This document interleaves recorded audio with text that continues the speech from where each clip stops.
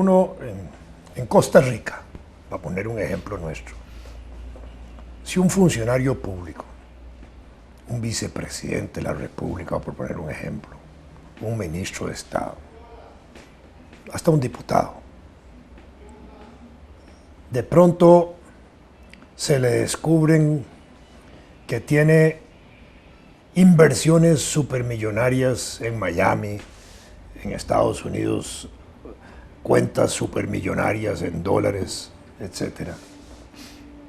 Y que ese funcionario público, sea cual sea, no tiene los ingresos correspondientes para tener esas inversiones. Ajá. Ni su familia es la familia que tampoco tiene acumulado tal capital que le permita a ese vástago de esa familia tener ese volumen de inversiones. Eso es altamente sospechoso de que esas cuantiosas sumas y esas inversiones no sean resultado de una actividad lícita, ni del ejercicio de un trabajo también que produzca las ganancias correspondientes para poder tener la acumulación de plata y poder invertirla de esa manera. Resulta que eso que estamos diciendo para Costa Rica, aquí en Costa Rica, si surgiera una situación de esa, ¿qué es lo que pasaría en concreto? Primero, un alboroto político. Claro. Un alboroto donde todos los partidos políticos estarían pidiendo la cabeza de ese funcionario. Sí, le caerían como las abejas al Estaría la Fiscalía General de la República inmediatamente investigando, la Procuraduría General de la República investigando también, ¿verdad? Estaría la tributación directa investigando las declaraciones de impuesto, de ingresos, que los funcionarios públicos tienen obligación de declarar. Claro. Todo lo que tienen en bienes, todo lo que tienen en ropa. La Contraloría tenía antes un reglamento que casi exigía que uno dijera hasta los calzoncillos que uno tenía, ¿verdad? Todo eso le cae a todo el mundo encima. Y se investiga correctamente, y si el tipo resulta correcto, pues nada pasa. Y si resulta incorrecto en sus saberes, lo sancionan, lo pueden meter a la cárcel, lo pueden inhabilitar políticamente, le pueden meter un montón de cosas. Sí, sí. Pero en otros países no sucede eso. Ahí tenemos el caso ese de Venezuela. Nada menos que el vicepresidente de la República de Venezuela le han descubierto inversiones supermillonarias en Miami, en edificios, apartamentos, etcétera. Inversiones en cuentas bancarias que el gobierno de Estados Unidos se las congeló. En Bahamas encontraron. Bueno, sí, se las han congelado porque son bancos gringos, porque además en investigación que ha hecho ahí el departamento correspondiente de los Estados Unidos del Tesoro y las autoridades norteamericanas consideran que esos dineros además son resultado de actividades ilícitas vinculadas al narcotráfico y por ahí le cayeron. Y eso que está sujeto, por supuesto, a una investigación en Venezuela no produce ninguna investigación. Y el escándalo que se ha producido respecto a esto y la información que han dado medios internacionales noticiosos como CNN, que hizo una investigación de eso. En este caso han publicado las informaciones, ha hecho una investigación adicional sobre el papel de este funcionario en relación al manejo que hacía de pasaportes cuando él tenía capacidad para manejar esos pasaportes y otorgárselos a ciudadanos extranjeros, en este caso iraníes, como si fueran venezolanos, ¿verdad? Con toda la estructura venezolana de la situación. Y entonces ahora en Venezuela prohibieron la emisión de ese canal en noticias. Y a mí me parece que esto es como un absurdo de las cosas, pero también evidencia una situación triste para mí de lo que está pasando en Venezuela. Y es que no se pueda denunciar los actos de corrupción, los actos de los funcionarios corruptos, sujetos a investigación de corrupción, porque inmediatamente se censuran los medios informativos que lo dicen y se toman las medidas internas también para que no se actúe Ahí no hay inmediatamente una decisión del Poder Ejecutivo de decir, mire, vamos a investigar esto, ordene a la Fiscalía, ordene a esto, a la Procuraduría, etcétera. Nada. El Poder Judicial no investiga ahí, obviamente. Entonces, y los poderes públicos tipo Asamblea Legislativa, me parece que no tienen tampoco, a pesar de que están dominados por la oposición política, una capacidad como para integrar inmediatamente una comisión investigadora, como se hace aquí en Costa Rica. Sí, la integraron. Ah, bueno, Sí. es que no he leído el periódico, Sí, sí. entonces no, Sí, no sabía si la había la integrado. comisión, sí. ¿Verdad? Etcétera. Igual cuando en el caso de Diosdado Cabello, un diputado y un hombre muy importante, ese sí está acusado de ser cabeza de una organización mafiosa Los soles. en Estados Unidos y en Venezuela, y ni siquiera le han hecho la comisión investigadora legislativa del caso, ¿verdad? O los sobrinos de la primera dama de Venezuela, que es diputada están también, presos. que ahora le encontraron otro. Entonces, ¿Cómo le encontraron otro? hay otro familiar ahí involucrado. Entonces, ese tipo de situaciones no son sujetas de investigación parlamentaria ni institucional en Venezuela, y eso es triste porque pone en evidencia un proceso que en algún momento ilusionó por la forma como resolvía problemas, como atendía problemas sociales. Sí, sí. Ilusionó desde el punto de vista de las reformas, de los planteamientos, y de pronto la práctica administrativa de su gobierno desilusiona, porque uno no puede estar de acuerdo con la corrupción, no puede estar de acuerdo con prácticas de esta naturaleza, que no son las que corresponden a un sistema, a unas ideas políticas. Esa es la parte de los hombres, de las personas de carne y hueso, hombres o mujeres, que actúan corruptamente y que hay que sancionarlos porque echan a perder todo. Claro, aquí yo he comentado varias veces que a mí me agradaba Chávez, yo no sé,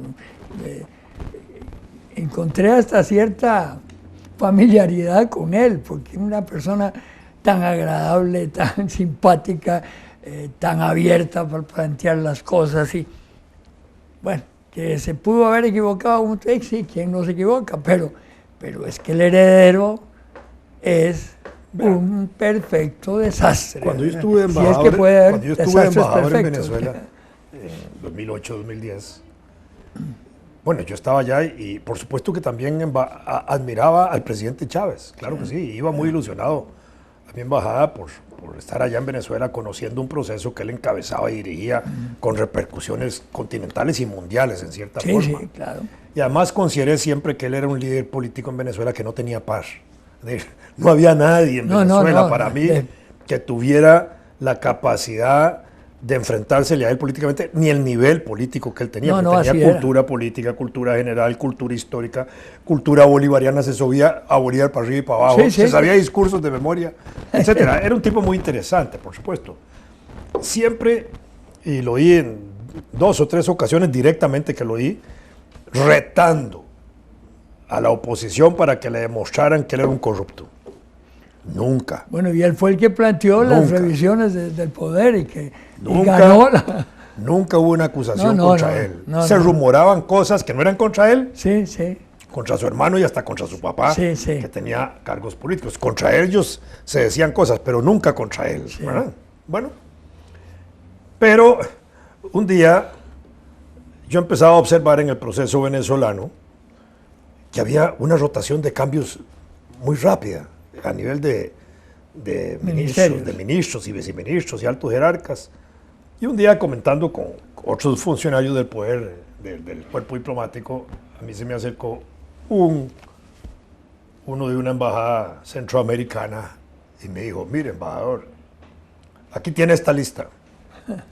Y me dio una lista de 300 y pico de cambios, 312 creo que eran los cambios que se habían hecho entre 1998, cuando él es electo, y 1999, cuando él asume, hasta ese año, ¿verdad?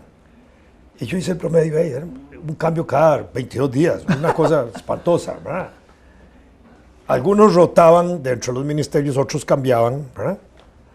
Y ya yo me quedé pensando, esta carajada, ahora entiendo por qué el proceso administrativo en Venezuela era tan difícil, porque nosotros los embajadores que teníamos que hacer gestiones ante los ministerios, teníamos que pedir audiencias, cuando había un cambio cancelaban todo, había que volverlas a pedir, y ese proceso era terrible, ¿verdad?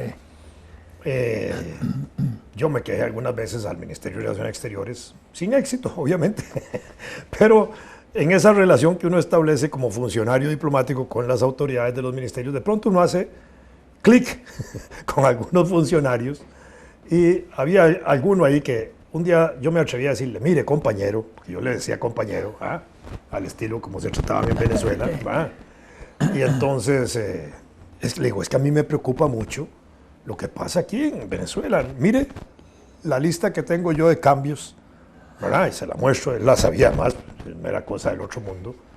Y he observado que aquí hay cambios cada tantos días y además eso nos afecta a nosotros. Y me dice, "Ey, no se puede hacer nada". Le digo, ¿cómo no se puede hacer nada? Le digo, no.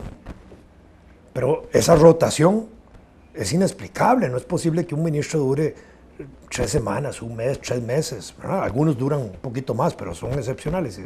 Ese es el tiempo que da Chávez. Ese es el tiempo que da Chávez. Y yo hasta ahí llegué yo. Yo en ese momento muy ingenuo no entendí la situación.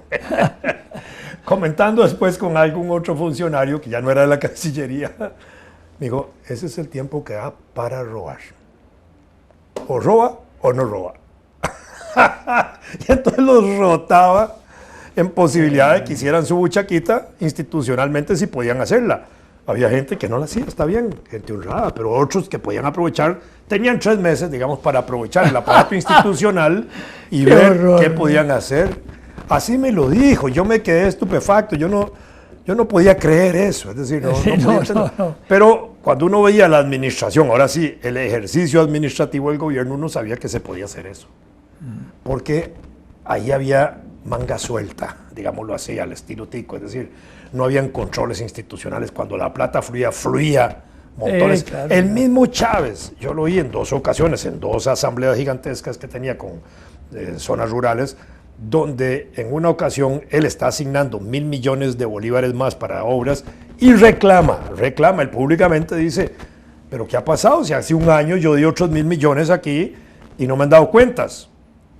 Y en eso le da órdenes a uno de los ministros, uno de los mejores ministros que tenía él ahí, para que giren la plata y le pregunta, primero le dije, ¿podemos girar? Y el otro le dice, sí, claro que podemos girar. Arreglen con él y mañana esa plata la disparan. Y así era como se hacía. De un día para otro podían disparar 1.000 millones de bolívares. Pero no había control. Entonces, cuando no hay control, pasa lo de la trocha. Exactamente.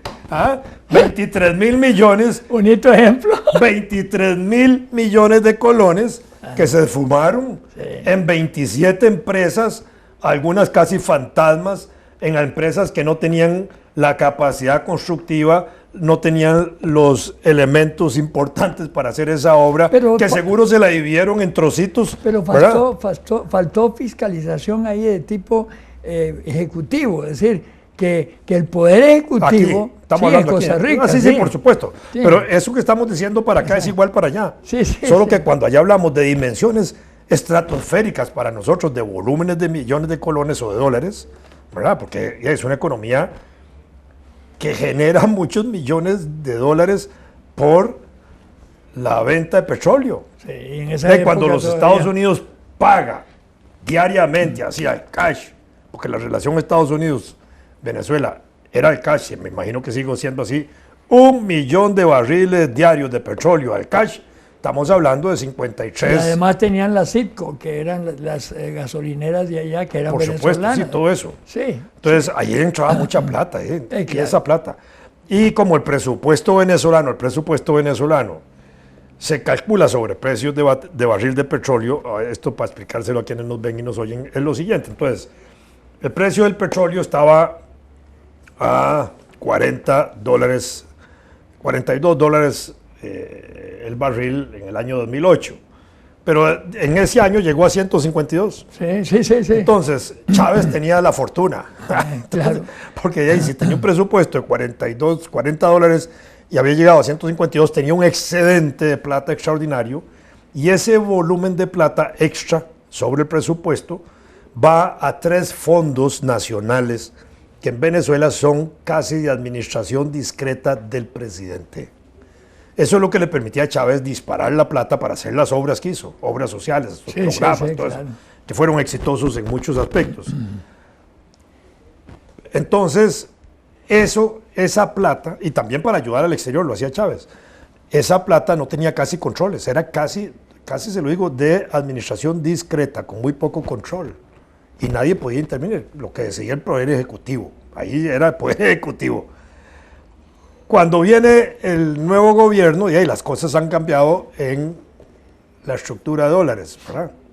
Y ellos terminan con un presupuesto sobre $60 el barril y el dólar llegó a $28. Entonces creó un déficit enorme. Eso ha contribuido en parte a entender la crisis de Venezuela, que sumada a la corrupción, de lo poquillo que entra, que se pierde, no pueden atender los déficits presupuestarios. Y entonces crea un vacío y un caos enorme. A pesar de que ha subido el dólar y el presupuesto se mantiene en 60, siempre siguen casi tablas en este momento, pero no están satisfaciendo necesidades. Pero el problema es que se controla el presupuesto por eso, pero no se controla la corrupción. La corrupción sigue siendo como esas cosas que se meten así para sangrar. Y sale todo el tiempo un chorrito de sangre por ahí, porque hay que estar sangrando un cuerpo, un enfermo o un animal o lo que sea que se hace en algunos sistemas para estar sangrando. Se acostumbraron a una medida de exacción del dinero. Una medida asombrosa de los 100 y pico. A veces ni siquiera había medida, Álvaro, en algunas cosas. Sí. No, era terrible. Y en este momento entonces es absurda una medida como la de impedir que haya un medio de comunicación internacional de noticias que esté informando sobre eso. Porque los nacionales tienen restricciones. No es que no puedan decir, es que tienen restricciones, porque no pueden acusar directamente a los funcionarios del poder público si no tienen los fundamentos adecuados. Y entonces, si hacen algún tipo de insinuación o acusación, pueden cerrar el medio. Sí. Entonces, es una manera... Han cerrado varios. Es una manera de impedir que la población esté bien informada, ¿verdad? Y esto es un desastre para la sociedad venezolana, obviamente para la imagen democrática de Venezuela, que no le ayuda internacionalmente. No, y la forma en que el Ejecutivo controla los demás poderes, con excepción del legislativo, pero lo tienen marginado, dicen que está en desacato y entonces nada de lo que resuelve tiene validez jurídica. En fin, Poder Judicial, hay que ver, ¿te acuerdas? Bueno, yo recuerdo cuando salía que tú mencionabas que había 18 magistrados que había que nombrar y que no lo habían hecho. Sí, así fue. Y de repente un día se volvió loco el Diosdado Cabello. Cuando pierden las elecciones parlamentarias. Claro, y empezó a nombrar gente.